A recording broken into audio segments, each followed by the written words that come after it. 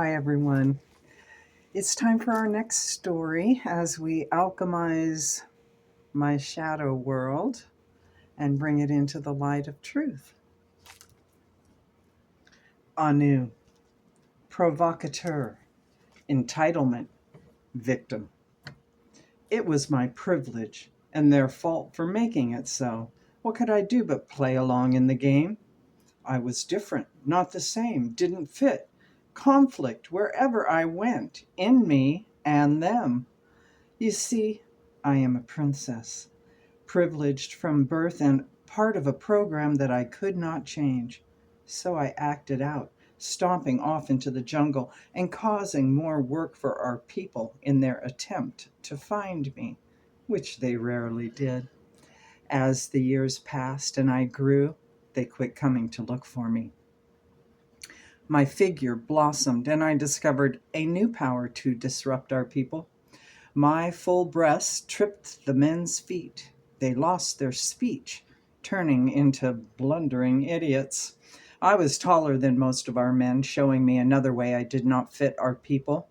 My dysfunction grew as the women responded to this display, and all but one friend deserted me. Whispers and frowns followed me, the men frustrated and embarrassed with themselves, the women lost in jealousies. I was surrounded, and yet I was completely alone. Where did I belong? With three older brothers I would never rule, what was I to do? As young womanhood progressed to full maturity, I built my own place of rest and moved out of my father's home. No woman had ever done such a thing. I became more independent. My father pleaded with me to take a husband. He invited neighboring tribes to feast, but every one of those men knew we would not fit. Their eyes lusted just the same, but all stood a head beneath me. It was not possible for him to feel like a man. I was rejected again.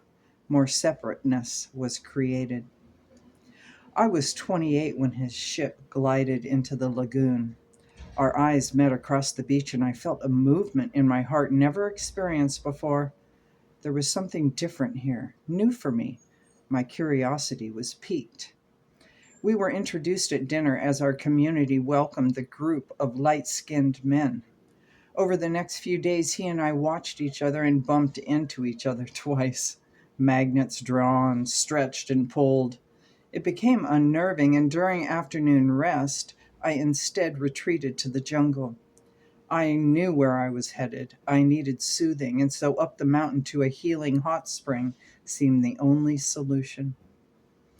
Nestled in the grove of papaya trees, I settled into the welcoming waters. That is where he found me, soaking away the discomfort that had hardened my muscle. Not sharing a language made it a challenge, but we started to share words and made an effort. My father requested I learn this new language, so we continued in the village, surrounded by curious eyes. It took a week before we found each other once again in soothing warm waters on the night of a full moon. It was the most natural expression to share with the other our bodies on that night. What I was not expecting was the deep soul connection we created. We fell into bliss together, and the princess in me knew it was my birthright to be given this gift. The woman in me felt differently, surrounded in so many uncertainties. I had to push back all the doubts invading my happiness.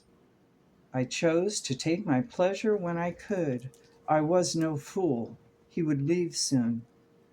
3 weeks later, the moment of departure arrived. Happiness was a short visit to my dreary life, and I suffered quietly in my private space, hiking the mountain alone. Then I missed my monthly and soon discovered 4 other women had also conceived.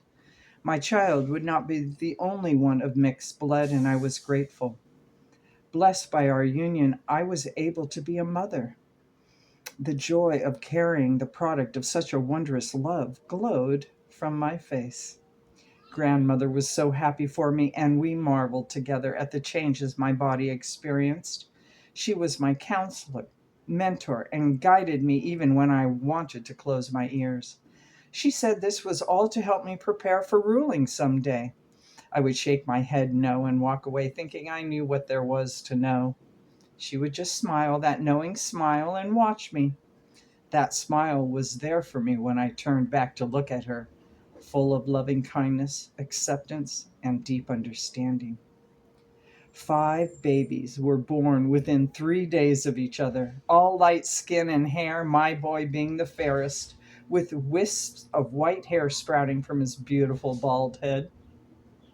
What joy this brought to the mothers! Fulfillment settled on all of the 5 single women as they fed their babies and watched them grow. We were separated in some ways, rejected and judged, but it helped that there were 5 of us, and one happened to be a princess.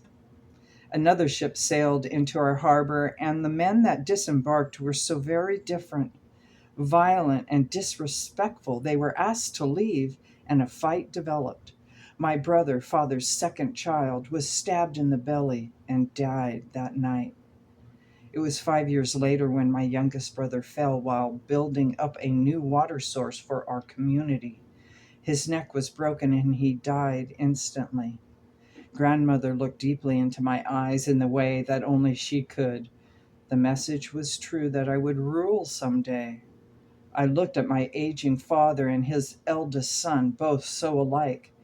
They had difficulties with change, and so many changes were evolving within our small world. One tragic change was the loss of grandmother, her death, especially difficult for me. Then mother a few years later.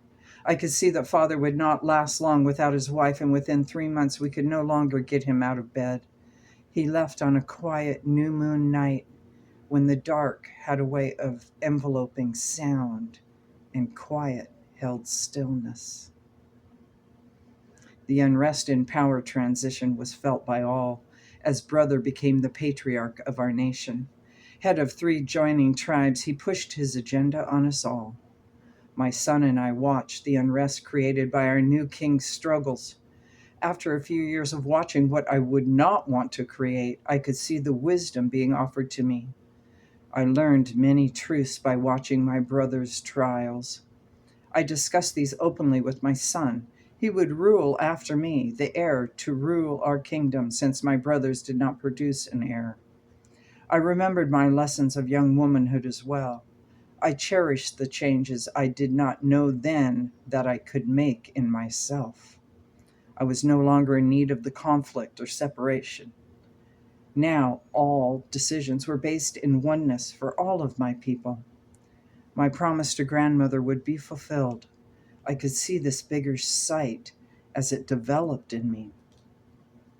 My sweet son was 19 when his father made his next visit. I thought it was my son when I saw him on the beach. It was not until I found my son's eyes watching me that I knew of his return. I let my child see my burst of joy as my eyes sought out my true love, a deeper love than I have felt with any other. He turned then, and our eyes locked like the first time, but this time there was no hesitation. We moved as one until our embrace stopped the momentum. All gathered had cheered for us. This love was true, and all could see. Turning to introduce father and son, I saw that the beach had turned quiet, and all had left to allow us privacy. Hand in hand, without words, we began our walk up the mountain. Dinner was a celebration, and all gathered for the momentous introduction of father and son. Tears rolled down cheeks throughout the night as we all watched in respect as their relationship began to grow. When laughter roared freely at our table, there was a collective sigh of relief and happiness. All was well for the prince and someday king. It was with a true knowing that I encouraged my son to join his father traveling to the kingdom of England. The world was changing, and our people needed a ruler who would better understand how it operated. The toll of leadership had greatly depleted my brother's health, and his decline was rapid. He fought for his life like he had fought for everything all his life. No healer could stop the disease that wasted away his flesh from the inside out. My son was still away when I was made queen. Ruling came in a gentle way with me, and I found a nice rhythm to my new duties. It was my lover's other son who brought my son back home to me. Educated in the white man's ways, he had gained some knowledge that began to improve our world. My son was a tremendous help to our community, and I felt encouraged for my people. It was 2 more years before my lover returned to our island paradise. This time he had returned to stay. His wife had passed. His son had taken over the estate. He was free for the first time in his life, and he returned to me. His health had greatly diminished, and our healers went right to work. Their powers brought his life energy back, and he began to envision new improvements with my son. Island life had healed his spirit, mind, and body. He stayed with me for 13 years. He saw 3 of our grandchildren brought into life. I could not have known what inner peace would come from this time of sharing life with another. I felt a completion, a need satisfied, that sense of wanting gone. Instead, a great satisfaction flowed through, and this is how I lived out my days, holding dear to my heart this flow of completion. Yet nothing had changed, only the way that I could see. I did not deserve more than any other. It was only the training of being treated different that caused all the reactions in myself and others. Our program of lifting one person above another is a great perversion in living the life we are given. We are all equal, no matter the station, and it can work no other way. Gathering room. Aunnu. I agree that the lifting of one above another is a great perversion. It has created our world into a place of separation, and it happens on every level. This is what brings war, whether in our homes, when a parent thinks they are more important than a child, the one who makes money gets more, or governments ordered by rank. Everyone vying to overtake the one in front before the guy behind steps on you. Such fear based expression, and yet the small mind justifies. How can we help others see that anything that separates you from love is not your true path? It took me so long to understand this. I felt as if I was drawing the answer from Raziel. My energy is so directed and ready for understanding. How can we make the change collectively? Holding both hands over his heart, he then pulls the truth right out of his heart spaces and places it gently within mine. With this new absorption of light, the truth is seen. It must be an individual choice. I can change only myself. There is no responsibility to carry others to the light. They know just like I know. All will be well and right that it is so. With my commitment to balancing my energy, I release old feelings of guilt and shame, loneliness and anger. Replaced with this new understanding, I share with all in the gathering room. The kaleidoscope of colors brightens.